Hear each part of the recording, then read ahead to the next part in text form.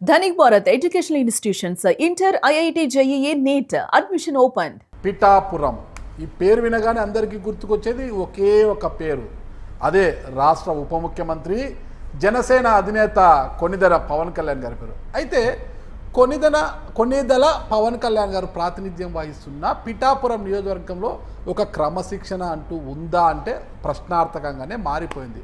అసలు క్రమశిక్షణ ఎక్కడ ఉంది అక్కడ అంటున్నారు అనమాట. ఎప్పుడు చూడు కూటమిలోని, అంటే కూటమి అంటే మళ్ళీ బీజేపీని పక్కన పెట్టేస్తే జనసేన టీడీపీ నాయకులు కార్యకర్తలు పొట్టున కొట్టుకుంటున్నారు అనమాట. ప్రతి విషయంలో కూడా వివాదాలు తలెత్తుతూనే ఉన్నాయి అక్కడ.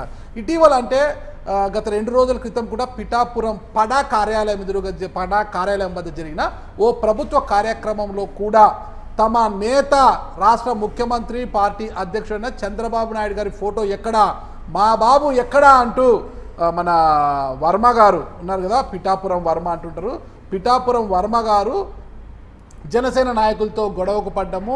అటు నుంచి కూడా పిఠాపురం మాజీ ఎమ్మెల్యే పెండెల దొరబాబు దూసుకురావడము, ఇద్దరు తోపులాట, ఇదంతా పెద్ద హైరాణ అయిపోయింది. ఇది 2 పార్టీలకు, అటు కూటమిలోని అంటే 2 పార్టీలు జనసేన టీడీపీకి తలనొప్పిగా మారిపోయింది. నిన్నటి రోజు చంద్రబాబు నాయుడు గారు కూడా దీనిపై సీరియస్ కావడం జరిగింది. దీనిపై విచారించమని టీడీపీ రాష్ట్ర అధ్యక్షుడు పల్లా శ్రీనివాసును కూడా ఆదేశించడం జరిగింది. అసలు ఏం జరుగుతోంది పిఠాపురంలో? ఎప్పుడు ప్రతి విషయంలో కూడా కూటమిలోని నాయకులు ఎందుకు అలా వాదులాడుకుంటున్నారు, పొట్టును ఎందుకు కొట్టుకుంటున్నారని తెలుసుకోవడానికి ఈరోజు మనతో ఉన్నారు political analyst and it's UTV CEO అయిన శివరాచర్ల గారు. నమస్తే రాచర్ల గారు.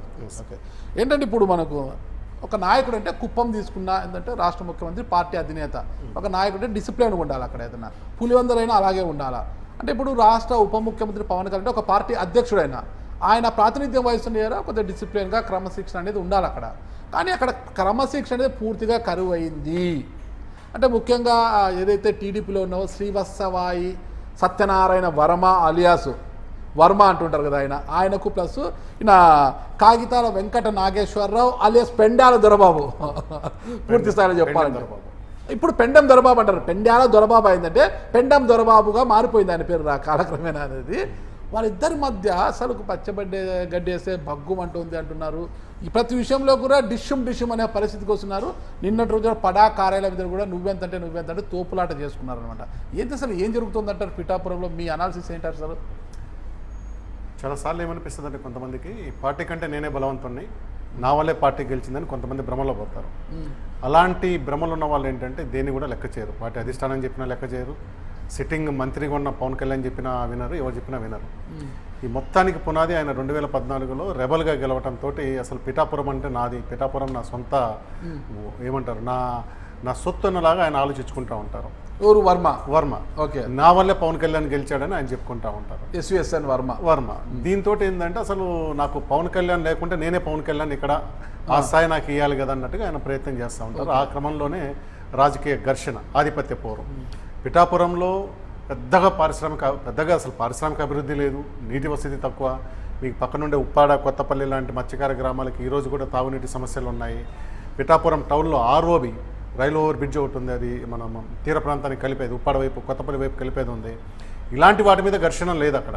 మా బొమ్మ ఉందా లేదా, మా బాబు గారి బొమ్మ ఉందా లేదా, ఈ ఘర్షణ తప్పితే వేరే ఘర్షణ లేదు. ప్రోటోకాల్ సమస్య, వర్మకి ఏదో ఒక ప్రోటోకాల్ ఇచ్చారు, దీన్ని వదిలిపెట్టి ప్రతి ఫ్లెక్స్ మీద మా బొమ్మ ఉందా లేదా. ఒక రకంగా ఏంటంటే టీడీపీ అధిష్టానానికి ఒక తలనొప్పిలాగా తయారైంది. అంటే ఆ వర్మలో కూడా ఒక తెలియని ఒక రాజకీయ అనిశ్చితి నెలకొని ఉంది, ఒక కన్ఫ్యూజన్. ఎందుకంటే 2024 ఎన్నికల్లో త్యాగం చేశాడు టికెట్. ఆయన కూటమి ధర్మాన్ని పాటించి పవన్ కళ్యాణ్ గారి కోసము పార్టీ అధిష్టానం చెప్పిన మేరకు మన టికెట్ అయితే త్యాగం చేశారు. ఆయన స్వతంత్ర అభ్యర్థిగా పోటీ చేయాలనుకున్నా కూడా పార్టీ హామీ ఇచ్చింది, అధికారంలోకి వస్తున్నాము, వచ్చే ఎమ్మెల్సీ ఇస్తామని. అధికారంలోకి వచ్చి 2 సంవత్సరాలు పూర్తయినా కూడా ఆ మాట నిలబెట్టుకోలేదు. కొత్త వారికి అందరికి ఎమ్మెల్సీ వస్తాయి. ఇంకా అక్కసు పెరిగిపోతుంది అతనికి.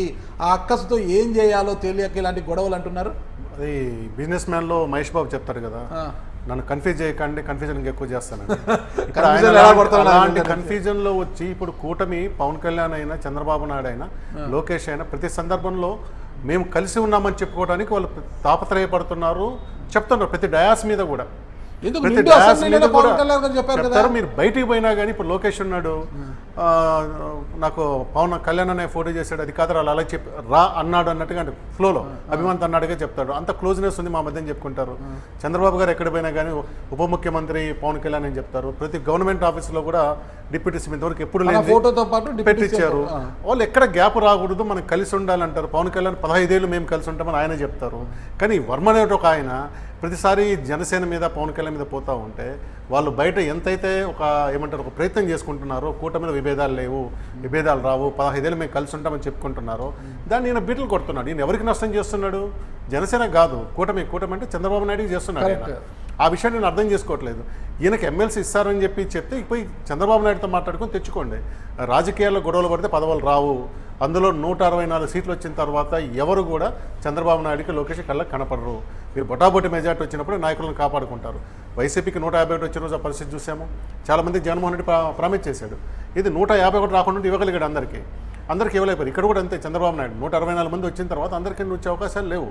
ఇంకొకటి ఏంటంటే వర్మ త్యాగం చేశాడనేది రాజకీయంగా అంత సమర్థనీయ అంశం కాదు. వర్మ ఇండిపెండెంట్గా గెలవడానికి కారణం ఏంటనేది మళ్ళీ మనం విశ్లేషిద్దాం. వర్మ ఓడిపోయి ఉన్నాడు. ఆయన మీ సిట్టింగ్ ఎమ్మెల్యే కాదు. 2014లో రెబల్ గెలిచాడు, 2019లో ఓడిపోయి ఉన్నాడు కదా. సో ఆయన త్యాగం చేసేది కూటమిలో అన్ని చోట్ల సర్దుబాటు జరుగుతుంది. ఇప్పుడు ఇదే కందుల దుర్గేష్ని ఎక్కడికి పంపించారు? సొంత నియోజకవర్గం కాదని అక్కడికి పంపించారు కదా. కరెక్ట్. కాబట్టి సర్దుబాట్లు ఉంటాయి కానీ త్యాగాలు గీగాలంటే ఏముండవు ఇందులో.